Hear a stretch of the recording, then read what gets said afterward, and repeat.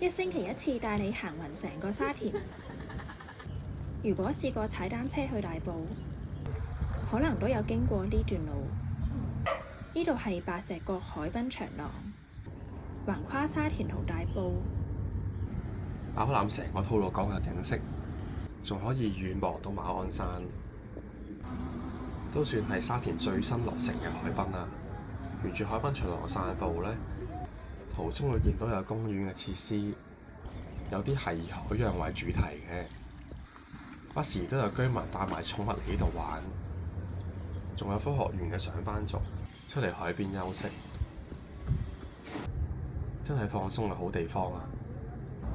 我有時得閒都中意嚟呢度散步，下海風都幾舒服。